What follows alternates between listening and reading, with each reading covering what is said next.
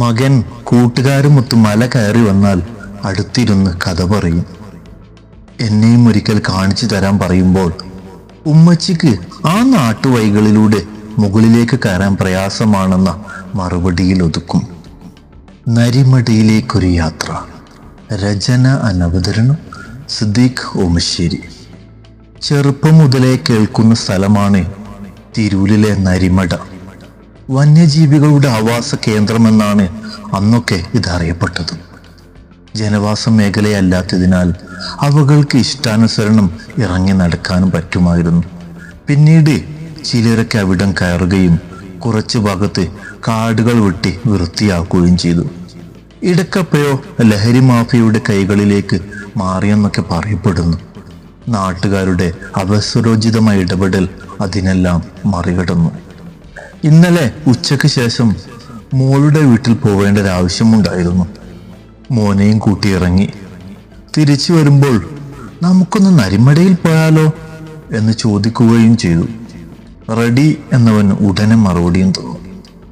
ഒരുപാട് നാളായി മനസ്സിൽ കൊണ്ടു നടന്നൊരു സ്വപ്നം സാക്ഷാത്കരിക്കാൻ പോകുന്ന പ്രതീതിയായിരുന്നു എനിക്കപ്പോൾ. അതൊരു മനുഷ്യപ്രകൃതമാണല്ലോ. ജീവിതത്തെ മനോഹരമാക്കുന്ന നിമിഷങ്ങൾ കൊതിക്കാത്തവരുണ്ടോ? സാഹചര്യത്തിന്റെ പരിധിയിൽ നിന്നുകൊണ്ട് സ്വപ്നങ്ങൾക്കൊപ്പം സഞ്ചരിക്കുക. അവിടെ പ്രായം വെറും നമ്പറുകൾ മാത്രമാണ്. മോന് എൻ്റെ പല ആഗ്രഹങ്ങളെ നിറവേറ്റി തന്നിട്ടുണ്ട്. എളമയുടെ വീട്ടിൽ വലിയവർക്ക് ആടാൻ പറ്റുന്ന ഊഞ്ഞാൽ സെറ്റാക്കിയപ്പോൾ ഞാനും പോയി ആടിയിരുന്നു. കടലും കടപ്പുറവും മൃഗശാലയും വെള്ളച്ചാട്ടവും മോനൊപ്പം ഞാൻ പോയതിൽ ചിലത്. ഞങ്ങളും നരിമടയിലേക്കുള്ള കയറ്റം തുടങ്ങി. കുറ്റിക്കാടുകൾക്കിടയിലൂടെയുള്ള കുഞ്ഞു വഴികളിലൂടെ പാദങ്ങൾ പതിയെ ചലിപ്പിച്ചു. കുന്നിൻ മുകളിൽ മനോഹരമായ കാഴ്ചയാണ്. കണ്ണെത്താ ദൂരത്തോളം പച്ച പരവതാനി വിരിച്ചതുപോലെ കാണാം.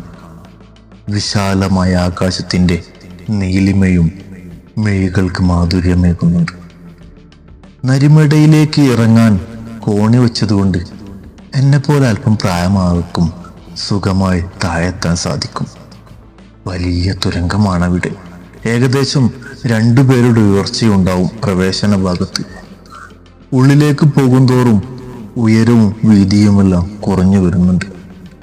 നേരത്തെ ഉൾവശത്തേക്ക് തുരങ്ക വഴികൾ ഉണ്ടായിരുന്നുവെന്നും പിന്നീടത് കല്ല് വെച്ച് അടച്ചതാണെന്നും കൂടി നിന്നവരിലെ ഒരു പെൺകുട്ടി പറഞ്ഞു. നാട്ടുകാരെന്ന് തോന്നിക്കുന്ന ഒരാളാണ് കൂടുതൽ കൂട്ടിച്ചേർത്തത്.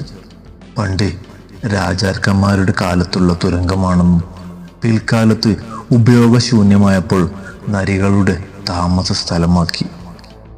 മറ്റു ചെറിയ മൃഗങ്ങളെ പിടിച്ചുകൊണ്ടുവന്ന് ഇവിടെ നിന്നും ഭക്ഷിക്കാറുള്ളതായും പഴയ തലമുറയിലെ ചെരിയിൽ നിന്നും കേട്ടിരുന്നു.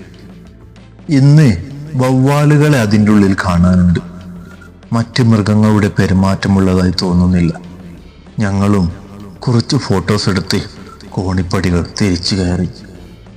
സന്ധ്യാമയക്കത്തിനായി കടലിൽ ഒളിക്കുന്ന സൂര്യൻ്റെ കുശുമ്പും ആസ്വദിച്ച് മെല്ലെ താഴെ വെച്ച വണ്ടിയെ ലക്ഷ്യമാക്കി ഒരു കൊച്ചുകുട്ടിയുടെ നിഷ്കളങ്കമായ പുഞ്ചിരിയോടെ നടന്നിറങ്ങി.